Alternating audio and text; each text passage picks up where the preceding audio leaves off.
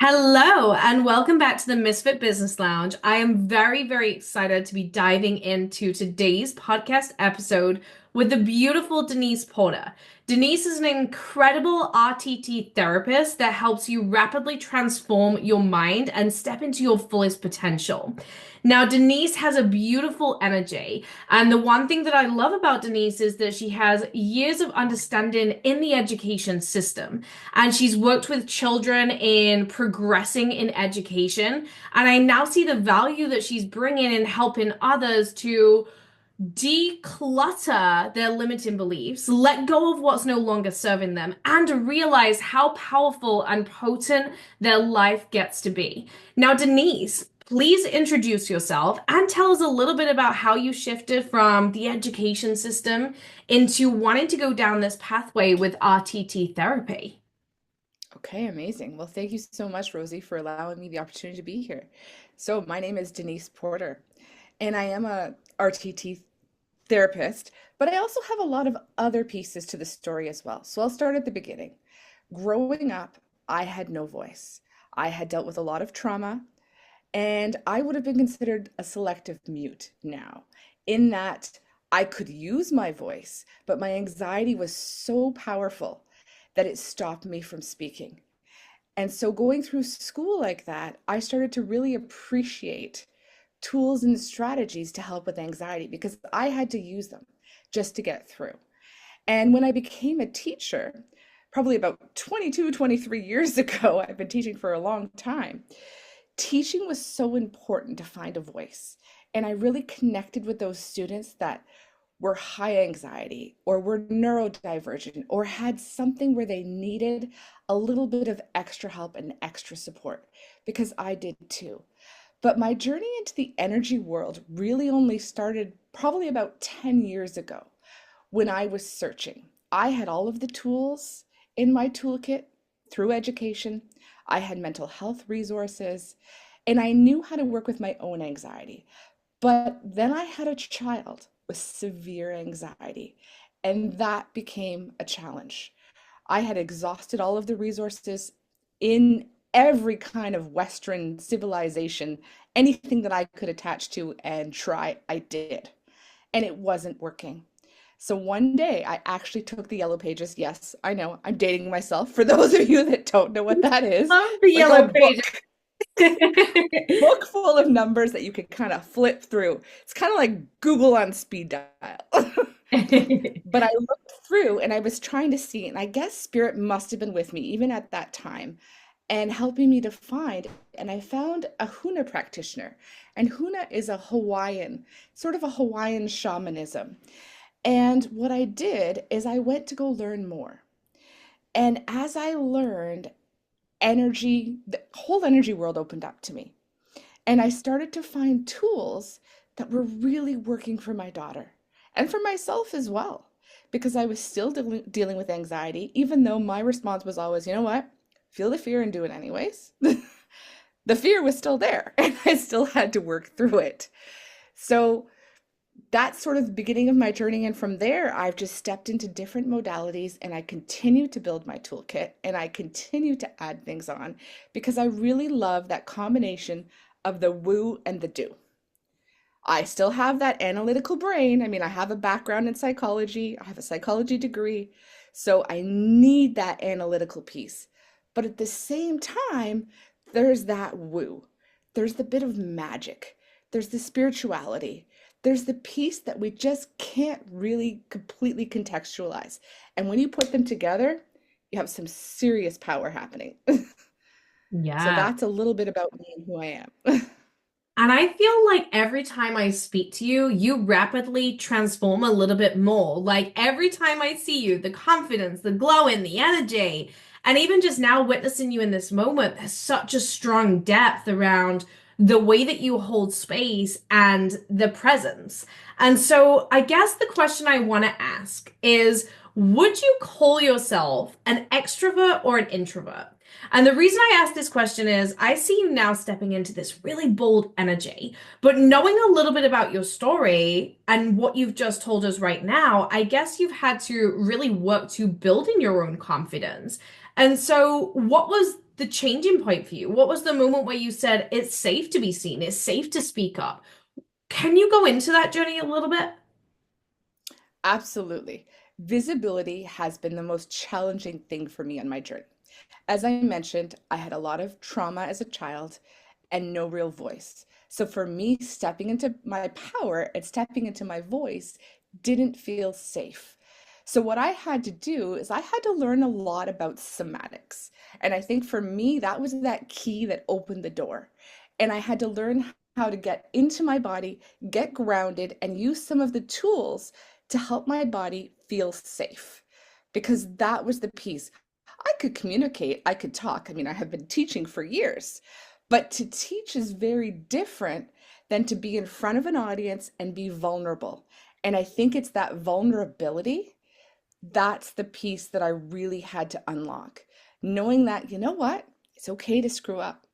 It's okay to make mistakes. And it really is okay. I always tell the kids at school, you know what? Make a mistake, fail forward. Because if you don't, A, Google's never hiring you because they want people that take risks, right? They want people that are able to make mistakes and move past them. And we all do that. We're all human, we're all here. We're all kind of trying things out and doing new things. So for me, it was just one step in front of the other and constantly moving forward. And sometimes that meant, you know what?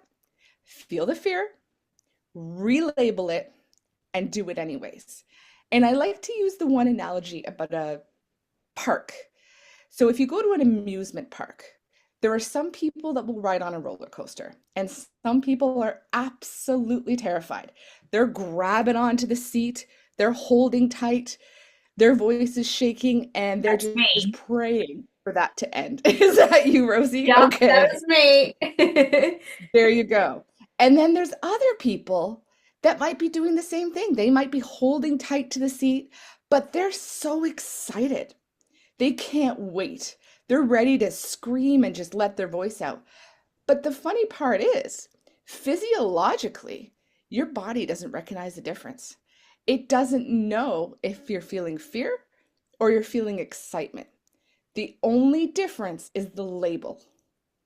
Ooh. So think about how powerful that is, that label. So, whatever label you choose to use is how your body is experiencing it.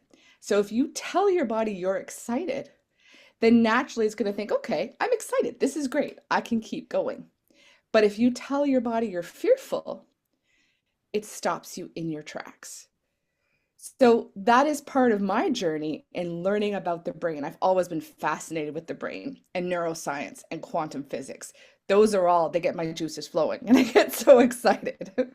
Yes. And I think it's so interesting that there is this blend of spiritual and science, and everything comes back to this one point. And even now, I'm on a journey of obviously studying neuroscience. Some of you might think I'm crazy because how much more do I need to add in? But for me, I always wanted to know what backed up what I believe in because spirit is science to me. And no matter what journey I'm going through with my clients or mediumship, there's always a physical scientific thing that we're experiencing in our business, in our energy, in our vibration, in our connection to spirit. And so the power is in bringing that like factual reality into the energy. And I feel that really helps us to build the momentum and create these big shifts for ourselves. Now, when we're speaking about change, because clearly you've got yourself through this huge change and reprocessing anxiety and how you define it, would you say there's a big moment that we have to choose change? Or would you say sometimes it's in the subtleness of just deciding, okay, I don't need this big green light that something needs to drastically change in my reality, but I just get to decide to be somebody new? Because I know my beliefs, but I'm intrigued on where you stand with that. Okay, well, that's a really interesting question, Rosie. And I feel like there's three different types of people.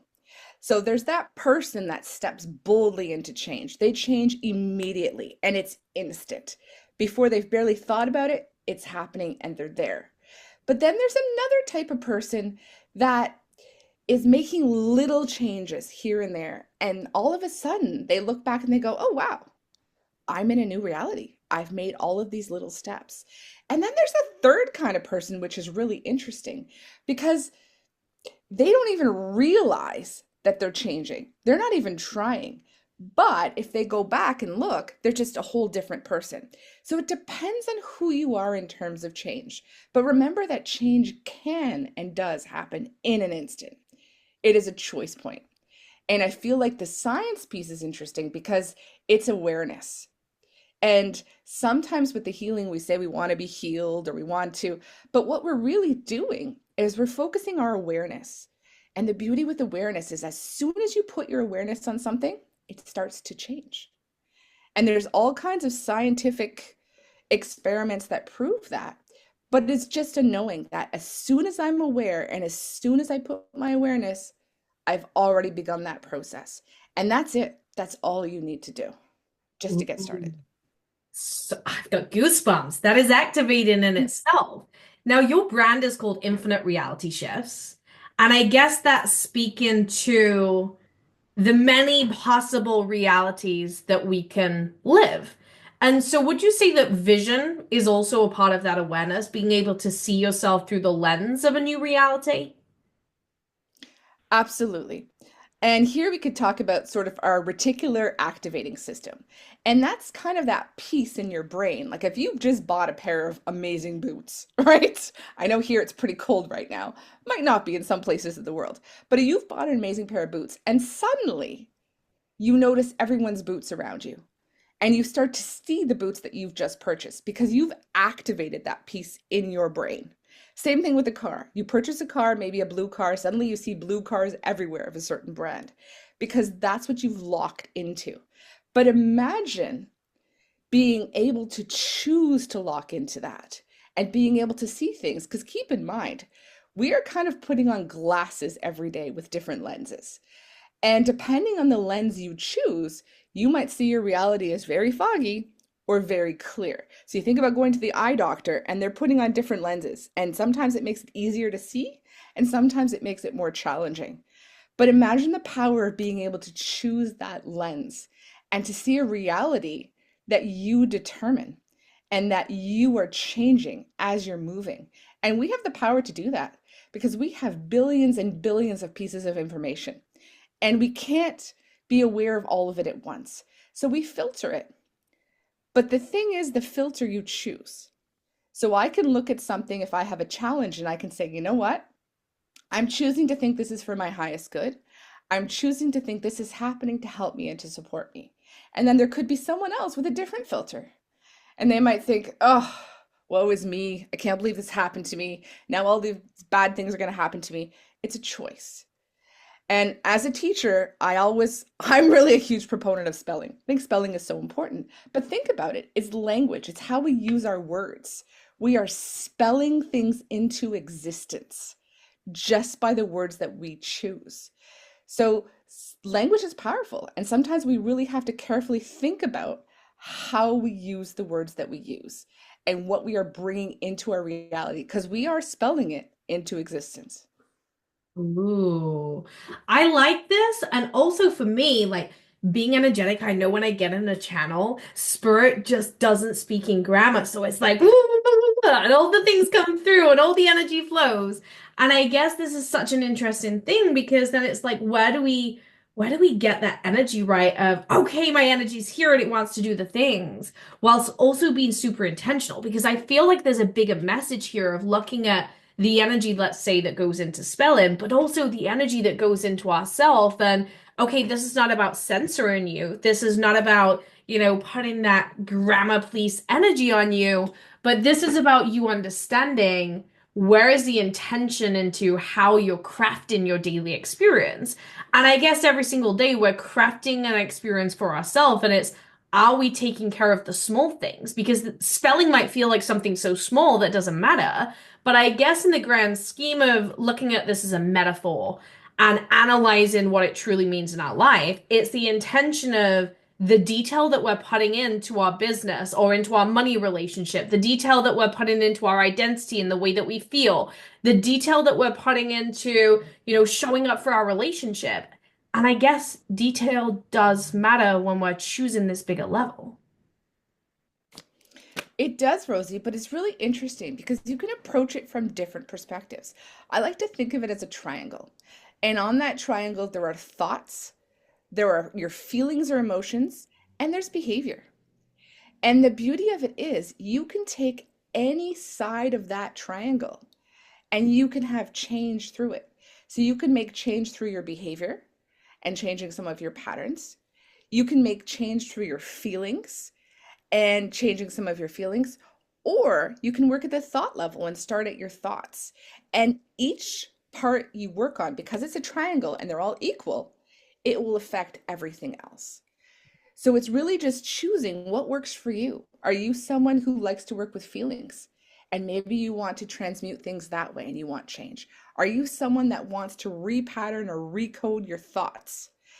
Because we have probably 80,000 thoughts every day, and sometimes we have that same reel that is replaying in our brain. Or are we going to change through behavior? Are we going to make those tiny little changes and those tiny little pieces? But they all have a huge impact. In fact, science is showing right now, even our memories aren't necessarily real. We can go back and we can repattern them and we can change, and that changes our entire recollection of what happened. So, yeah, quantum physics is pretty exciting. Wow, that's incredible. And I just think that goes to show how powerful the mind actually is. To say that we might let certain memories define us and bring shame into the body. And I was talking to one of my clients earlier today how shame is the lowest possible frequency because if you're going to feel shame, you're triggering yourself into a response layer that is not going to serve you in the grand scheme of what you want to create on this planet.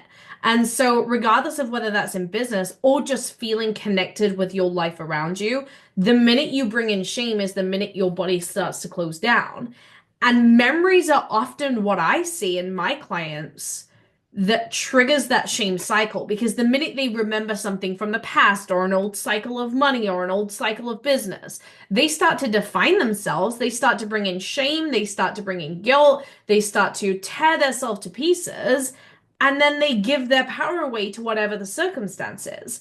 And to actually be able to take ourselves through, well, what do we want this memory to be? That is a game changer. And I know for me, one of the biggest shifts that I had to have in my mentality was, if not, there's something better. Because the truth is, when we start to change and shift our reality, things don't change overnight. We have tests, we have trials, things can go wrong. And I feel like I had to say to myself, like, it's okay if not this, something bigger.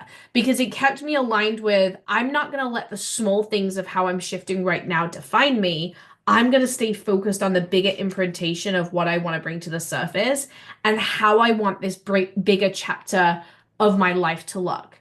Now, I guess RTT therapy is part of this process for you of helping people align with that bigger picture thinking and coming back into embodiment of their body. There's going to be a lot of people listening to this that are like, what is RTT therapy? And so, can you tell us a little bit about this and maybe where it goes a step deeper than just regular hypnotherapy and other modalities out there? Absolutely, I can totally do that.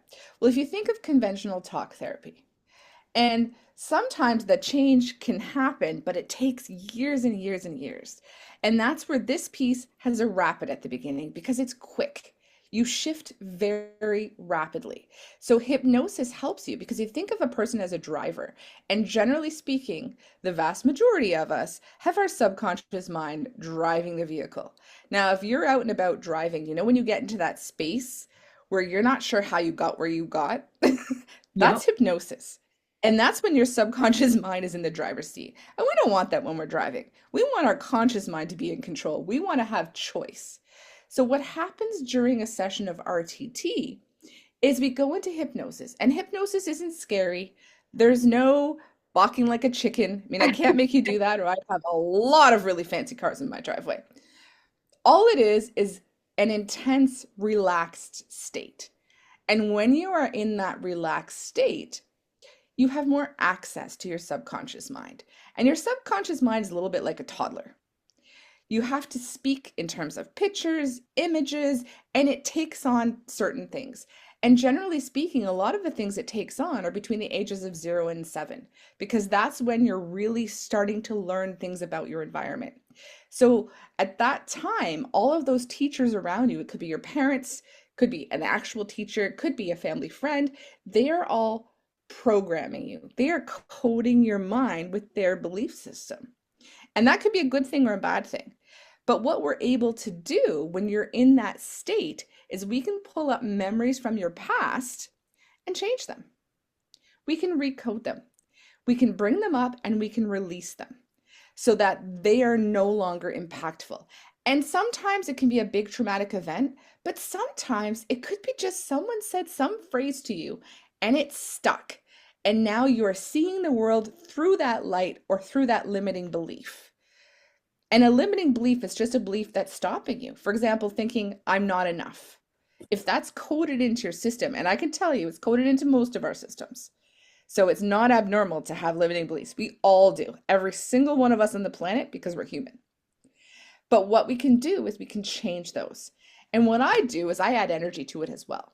So when we bring up some of those images and some of those things that have happened from the past, I'm also adding a layer of energy to it to clear it. We are moving through it and moving past it. And then what happens at the end is we're creating a new story. We're developing a new narrative. So we're taking what you want to recode into your brain, into your body, and I create your own personal recording. And this is a recording you listen to for at least 21 days because it takes a minimum of 21 days to recode that thinking. The research right now is 21 to 66 on average, and it depends for people. So what you're doing is you're just listening to that. And usually you're listening to it at night, right before you go to bed or first thing in the morning, because those are the moments when you're able to absorb a little bit more. So right before you go to sleep, that is an incredible time period. So if you want to make any change in your life, that's when you want to start feeding your brain what you want to change. And that's where RTT is powerful. Things can change very rapidly, very quickly, and we can move through and cut through a lot of things. So yes, it's a very powerful technique. Amazing. Now, looking at that, how have you blended RTT therapy and energy to kind of create your own spin on things? Because what I love about you is you're not just one thing. There are so many ways that you facilitate shift. And I know you've just been to an incredible retreat. And I feel all of this is part of the experience that you're creating for your clients, which maybe goes beyond just being an RTT therapist and actually creates a very holistic approach to people embodying this next level of their infinite reality. Absolutely. So I do have a lot of energy modalities. And I'll be very honest, at the beginning, it started off with I felt more comfortable learning. Because if I could keep learning, I didn't feel like I could embody it yet because I didn't feel like I was enough until I'd done some of that work. So I just kept doing one modality after another. I mean, I'm a Reiki master, I'm a Huna practitioner. I have all of these different modalities. But then it became just, I'm just fascinated with what I can do and how I can combine these modalities and take pieces from each. So my recent one is I'm just started my journey as a shamanic practitioner. And it's really interesting to use magic from the earth and to combine that with some of the tools I already have. And what I've noticed is as I keep going, spirit is definitely influencing my work and things are changing rapidly. And keep in mind, when we're doing healing, we aren't healing. It's not me doing it. I don't have the power. What I'm able to do is step aside and allow the divine to come through and heal. Because the divine, and I like to say Gus, so God, universe, source, but it's whatever language works for you. Because they're doing the healing. I am just keeping my human out of the way. And Mhm. that's what I'm learning to do. And that makes it a little bit easier to think about it because it's not my responsibility. And I do feel though, the people that get better results are those people that have really stepped into choice. They're ready. They want to make changes. They want to take action. And that's really what helps things go much faster. Absolutely. I love what you said there around like spirit doing the work. Because sometimes my client will say, "Do you remember when you said?" And I'm like, "Listen, if I'm channeling for you, spirit is channeling for you. I do not have like a memory log of everything that spirit said to you because spirit just flows." And I kind of see it as an out of body experience where it's like my body is here to facilitate, but I cannot take credit for anything that's said. And also, it still blows my mind. Like, it literally blows my mind when somebody could say, "Oh my gosh, that resonates so deeply." And I'm like, "Okay, Spirit, hats off to you because you are wild." Like, it's still such a fascinating journey for me, regardless of how many times maybe I've done readings or worked with clients. Now, looking at all of this really yummy stuff that you have brought to the surface today, how can we find you? Where can we work with you? What are the things that you have going on inside of your space? All right. Well, I just opened a new Facebook group, Infinite Reality Shifts, so I'd love to have you come in. I have some meditations available, and we're going to be doing a lot of group pieces as well, just to get you kind of that little flavor of hypnosis and see what it's like to work with me before you step in. I also have a 20-minute intuitive guidance where we can take any area of your life and we can dive deep and find out what is the proper plan for you. And everything is curated custom to you because I feel like everyone's different and everyone's stepping in at a different choice point, and that's okay. I also have done some work with children because I feel like children are so important because they're so open. They're walking around like little sponges, and it's just amazing. Imagine if your child could have these kind of tools from the very beginning of their life. Imagine how that would change their lives to know that they're standing in their power when they're really, really young. And they don't have to go through all of the pieces that we've had to kind of recode, reprogram, and reveal the people we are today. Ooh, incredible. And I'll drop all of the links on how to work with you down below so that everybody listening to this can go ahead and find you. I love that you're also integrating this into working with children because one of the things I'm working hard with at the minute is how can I educate Luna, who's now 4? I feel like Freddie's still a little bit oblivious because he's 2. He's very connected, but he's not ready to digest it. Whereas Luna is becoming very aware of her emotions and obviously like little things. I can't believe how political kids come at like the age of 4 these days, but there's always like a playground politics or whatever else it may be. And I'm trying to educate her like, okay, that doesn't matter. Like, you decide how much that matters to you. You decide how that makes you feel. You decide your power. And I feel like this is where we get to heal generations. And it's incredible to witness you sharing that education and those values with children so that they can really shape the way that they define themselves in adulthood and maybe skip that part where they carry some of those woundings and disconnects because they know how to regulate themselves and give themselves what it is that they need. So thank you so much for joining me today. And I cannot wait to see everything that you're going to step into with your business. Well, thank you so much, Rosie. It has been such a pleasure to be here. And I look forward to connecting with all of these amazing people in my space. So thank you for the opportunity. Thank you.